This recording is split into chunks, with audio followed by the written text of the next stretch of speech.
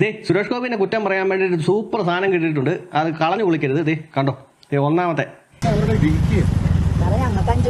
ശമ്പളം കിട്ടിയിട്ട് അത് പറയാനാ വന്നത്. ഓണമാണ് സാറേ, ഞങ്ങളുടെ അതോറിറ്റിയാണ് ഇത്. സാറേ ഞങ്ങൾക്ക് ഈ ഓണമാണ്, ഞങ്ങൾക്ക് ഓണം ഉണ്ണാൻ മോദി പൈസ തരുന്നില്ല എന്ന് പറഞ്ഞു. ഇവരുടേത് ടൂറിസത്തിൽ നിന്ന് വരുന്ന ഫണ്ടാണ്. അപ്പൊ അതിൽ ആദ്യത്തെ 1.5 മാസത്തെ അവർ കൊടുത്തു, ബാക്കി ഓർഡർ ആയിട്ടുണ്ട്. ഞങ്ങൾക്കിപ്പോ ഉത്സവത്തെയൊക്കെ അലോട്ട് ആയിട്ടുണ്ട്. എത്രയാണ് വരേണ്ടത്? നമ്മൾ വീണ്ടും റിമൈൻഡർ ലെറ്റർ വീണ്ടും കൊടുത്തിട്ടുണ്ട്. എത്രയാണ് വരേണ്ടത്? നിങ്ങൾ ട്രഷറിയിൽ വെയിറ്റ് ചെയ്തുകൊണ്ടിരിക്കുന്ന കാശ് അവർക്ക് ഡിസ്ബേഴ്സ് ചെയ്യാൻ വെയിറ്റ് ചെയ്യുന്ന കാശ് എത്രയാണ്? 54 പേർ 15 ഇന്ന് 4 മാസമല്ലേ മുടക്കാം. 32 lakhs ഞാൻ ഇപ്പൊ ഡെപ്പോസിറ്റ് ചെയ്യാൻ കൊടുത്ത് എനിക്ക് റീഇംബേഴ്സ് ചെയ്യും. അപ്പോൾ സുരേഷ് ഗോപി തെറി വിളിക്കാൻ തുടങ്ങുമല്ലേ? പോരെ, ഇത്രയും പോരെ, ഇനിയും വേണോ? എന്നാ പറയണ്ട, ഞാൻ ഇനിയും തരാം. സുരേഷ് ഗോപിനെ തെറി വിളിക്കാനായിട്ടുള്ള സംഭവം കിട്ടിയാൽ പോരെ. അടുത്ത ഒരു വീഡിയോ കൂടെ കാണിക്കാവേ. പോകരുത്, ആരും പോകരുതാ.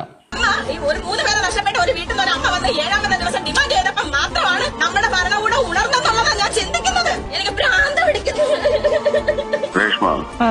ഞാൻ സുരേഷ് ഗോപിയാണ്. കേൾക്കുന്നുണ്ട്, പറഞ്ഞോ.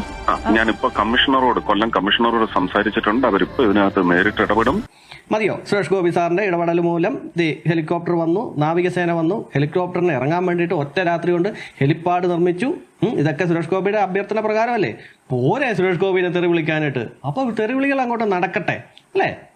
സമ്മതിക്കണം അല്ലേ? കേരളത്തിലെ ചില ആൾക്കാരുടെ സൂക്കേട് ചില്ലറയില്ല കേട്ടോ. ആ മനുഷ്യൻ എന്തുമാത്രം നന്മ ചെയ്തെന്ന് പറഞ്ഞാലും അയാൾക്ക് ഈ തെറിവിളി മാത്രമല്ലാതെ എന്താ അല്ലേ?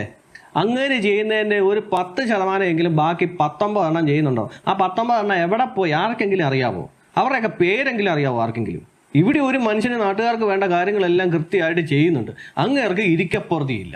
ഇവിടുത്തെ നാട്ടുകാർക്ക് ആകെപ്പാടെ വേണ്ട എന്താണെന്നറിയാമോ? MP ഇങ്ങോട്ട് വരുന്നു, അല്ലെ MLA ഇങ്ങോട്ട് വരുന്നു, ഒരു നിവേദനം അങ്ങോട്ട് കൊടുക്കുന്നു. ഇതങ്ങ് മേടിച്ചിട്ട് ഒരു വെളുവിളക്കയിൽ ഒറ്റ ചിരി ഇങ്ങനെ ചിരിക്കും.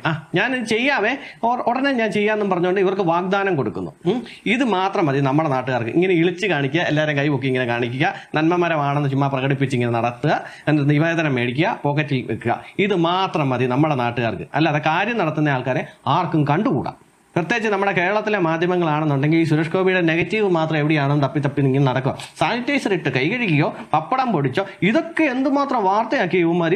ഇതിനൊക്കെ എന്ത് പ്രാധാന്യം ഇവർ കൊടുക്കുന്ന? ജസ്റ്റ് ഒന്ന് കുറഞ്ഞു കാണും, അല്ലാതെ കണ്ട് എന്തോന്ന്. ഇതൊക്കെ കാണുമ്പോൾ ഓർമ്മ വരുന്നത് സ്പടികൻ സിനിമയിൽ ശങ്കരാടിച്ചേട്ടൻ പറഞ്ഞ ഈ ഒരു ഡയലോഗാണ്. ക്ഷീരമുള്ളൊരകിടിൻ ചുവട്ടിലും ചോരരന്ന കൊടുകിന്നു കൗതുകം.